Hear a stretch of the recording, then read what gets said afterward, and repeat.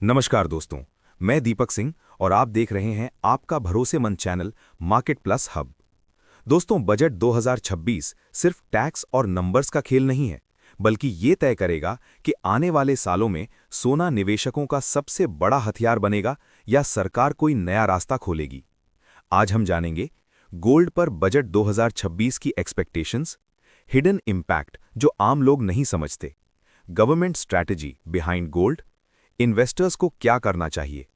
Budget 2026 सरकार सोने पर क्यों फोकस कर रही है? सरकार के लिए सोना इसलिए अहम है क्योंकि भारत दुनिया का सबसे बड़ा गोल्ड इंपोर्टर है। हर साल अरबों डॉलर गोल्ड इंपोर्ट में जाते हैं। करंट अकाउंट डेफिसिट पर सीधा असर पड़ता है। रुपी स्टेबिलिटी गोल्ड से जुड़ी है। इसलिए बजट में गोल्ड सिर्फ इन्वेस्टमेंट नहीं, इकोनॉमिक टूल भी है।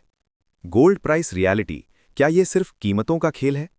सोना महंगा होने के पीछे केवल डिमांड नहीं, बल्कि स्ट्रैटेजी है। मुख्य कारण: डॉलर बेस्ड ग्लोबल सिस्टम पर भरोसा कम होना, कंट्रीज का गोल्ड रिजर्व्स बढ़ाना, करेंसी वॉर का डर, डिजिटल करेंसी एरा से पहले सेफ एसेट की तलाश, इन्फ्लेशन से wealth protection.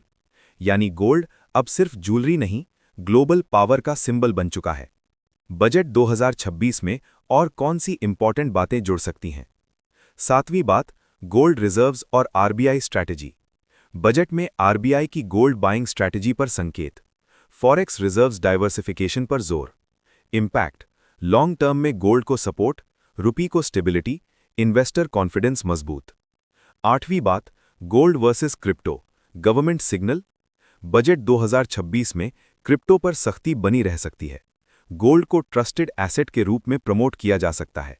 Hidden message: high risk assets से दूर रहो, फिजिकल और रेगुलेटेड एसेट्स को चुनो। नौवीं बात, वेडिंग डिमांड और रूरल इंडिया इम्पैक्ट। बजट फैसलों का असर, वेडिंग सीजन डिमांड पर, रूरल इनकम और एग्रीकल्चर से जुड़ा गोल्ड बाइंग, फार्मर्स की गोल्ड होल्डिंग कैपेसिटी। अगर राहत मिली तो डिमांड में मजबूती आएगी, रूरल इकोनॉमी को सपोर्ट मिलेगा। 10वीं बात, गोल्ड स्मगलिंग पर निर्णायक वार। बजट 2026 में स्मगलिंग रोकने के लिए नई technology, tracking system, border control measures. इससे लीगल मार्केट मजबूत, गवर्नमेंट रेवेन्यू बढ़ेगा, प्राइस डिस्टॉर्शन कम होगा। 11वीं बात, ग्लोबल इवेंट्स और बजट टाइमिंग। बजट ऐसे समय आ रहा है जब यूएस इलेक्शंस का असर ग्लोबल मार्केट्स पर है। मिडिल ईस्ट और यूरोप में tension, China US trade strategy, इन सब का असर गोल्ड प्राइसेस पर सीधा पड़ता है। बजट डे पर गोल्ड मार्केट कैसे चलता है? इंपॉर्टेंट ऑब्जर्वेशन: बजट डे पर वॉलेटिलिटी बहुत ज्यादा होती है।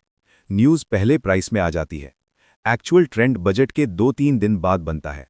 गलती जो लोग करते हैं, उसी दिन ओवर ट्रेडिंग, रूमर्स पर बाइंग या सेलिंग।